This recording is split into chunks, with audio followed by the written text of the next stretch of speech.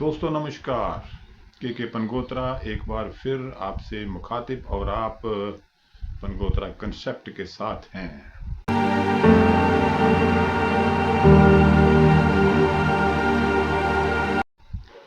केंद्र शासित प्रदेश जम्मू कश्मीर को स्टेटहुड की बहाली में हो रही देरी को लेकर 5 प्रमुख हस्तियों ने भारत के मुख्य न्यायाधीश BR गवई को खुला पत्र लिखकर स्टेटहुड के मुद्दे को खासा गर्म कर दिया है।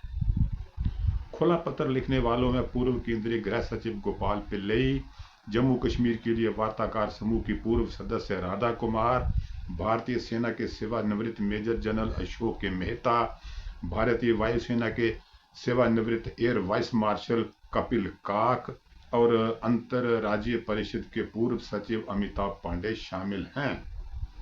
1 जुलाई 2025 को लगभग हर मीडिया संस्थान ने इस पत्र को अक्षरशः प्रकाशित किया है। सोशल मीडिया पर इस पत्र को पूरा पढ़ा जा सकता है। पत्र के एकाध अंशों का ही यहां जिक्र कर रहा हूं।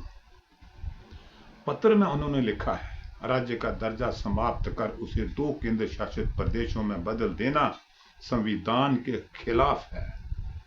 भारत एक संघीय लोकतंत्र है जहां राज्यों के अधिकारों की रक्षा की जानी चाहिए। इसलिए हम आपसे अनुरोध करते हैं कि आप इस पत्र का स्वतः संज्ञान लें और इस मुद्दे की सुनवाई के लिए एक पीठ गठित करें ताकि राज्य का दर्जा बहाल किया जा सके और भविष्य में किसी राज्य का दर्जा खत्म ना किया जा सके। इस खुले पत्र ने राष्ट्रीय स्तर पर स्टेटहुड के मुद्दे को गर्म करके भाजपा को असहज कर दिया है। राज्य का दर्जा, राज्य का दर्जा, राज्य का दर्जा, जम्मू कश्मीर राज्य का दर्जा। चूंकि भाजपा का शीर्ष नेतृत्व बार बार कह रहा है कि समय आने पर स्टेटहुड बहाल कर दिया जाएगा। कश्मीर में आपने कहा था कि स्टेटहुड वापस आएगा, आपने ये वादा किया था कि नहीं, मैंने बहुत स्पष्ट वादा किया था, एक चुनाव के बाद आएगा और जम्मू कश्मीर के चुनाव। इसलिए इस पत्र में अक्टूबर 2024 में हुए सफल विधानसभा चुनाव का जिक्र करते हुए एक तरह से उचित समय की तरफ इशारा किया गया है। पत्र में ये भी चेतावनी दी गई है कि केंद्र सरकार अप्रैल में हुए पहलगाम आतंकी हमले का हवाला देकर बहाली में देरी को जायज ठहराने की कोशिश कर सकती है, जबकि हकीकत में ये बहाली का बिल्कुल उचित समय है। उन्होंने लिखा, अक्टूबर 2024 में हुए विधानसभा चुनावों में भारी मतदान और क्षेत्रीय पार्टी नेशनल कॉन्फ्रेंस को मिले स्पष्ट बहुमत ने स्पष्ट किया है कि जनता ने एक चुनी हुई मजबूत सरकार को वोट दिया है। स्टेटहुड बहाली को लेकर सबसे मजबूत तर्क केंद्र शासित प्रदेश में शांतिपूर्ण ढंग से विधानसभा चुनाव का होना है। तो कश्मीर में आपने चुनाव करवा दिए, एक बड़ी सक्सेसफुल चुनाव हुए, सरकार बन गई, अब स्टेटहुड पर सवाल लोग पूछ रहे हैं। देखिए, सिर्फ चुनाव करा दिए ऐसा नहीं है। कश्मीर में 40 साल के बाद पहला चुनाव ऐसा हुआ है जिसमें एक भी रीपोलिंग नहीं हुआ है। दूसरा, 40 साल के बाद ऐसा चुनाव हुआ है जिसमें एक भी टीयर गैस नहीं चला है, एक भी गोली नहीं चली है।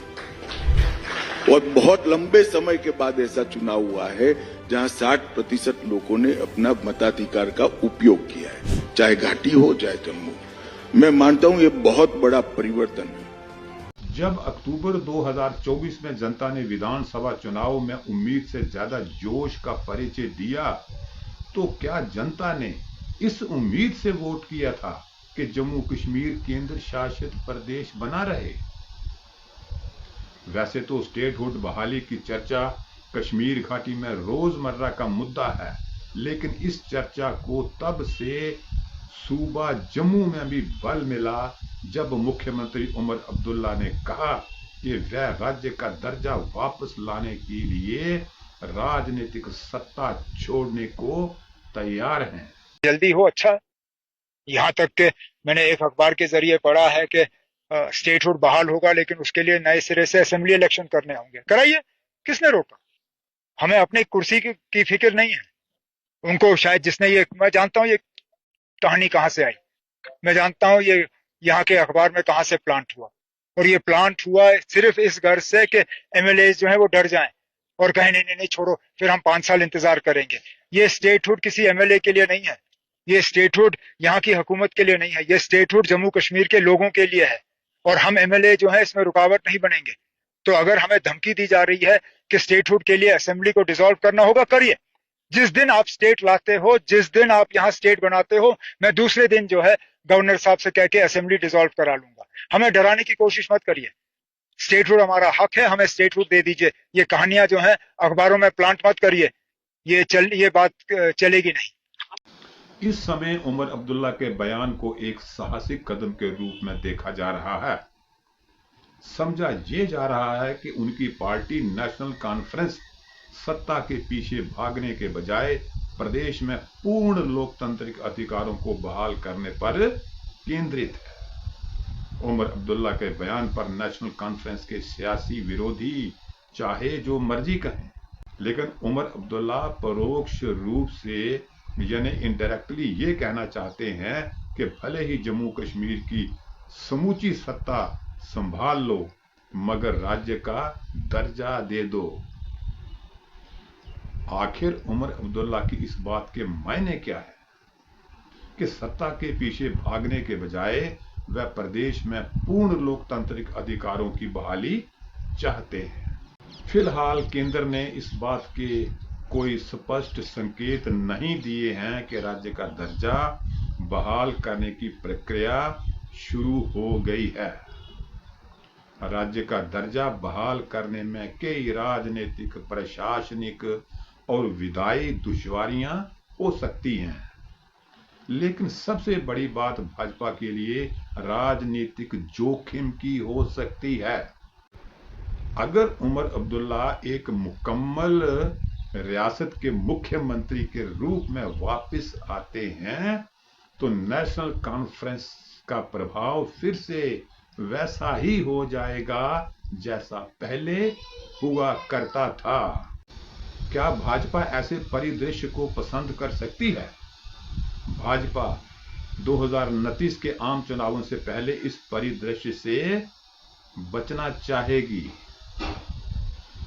बेशक भाजपा नेतृत्व ये कह रहा है कि उसकी कश्मीर नीतियां राष्ट्रीय हित से निर्देशित हैं, लेकिन राज्य का दर्जा इस तरह बहाल करना जिससे जम्मू कश्मीर की सबसे बड़ी विरोधी पार्टी मजबूत हो, भाजपा के लिए राजनीतिक झटका माना जा सकता है। आखिर तब जब भाजपा घाटी में अपनी उपस्थिति यानी अपना जनाधार बढ़ाने की कोशिश कर रही हो। तो दोस्तों, अपनी राय जरूर दीजिएगा, पनगोत्रा कंसेप्ट को सब्सक्राइब कीजिएगा। तो आज के लिए इतना ही। अगली बार फिर किसी और मुद्दे के साथ आपसे मुलाकात होगी। नमस्कार।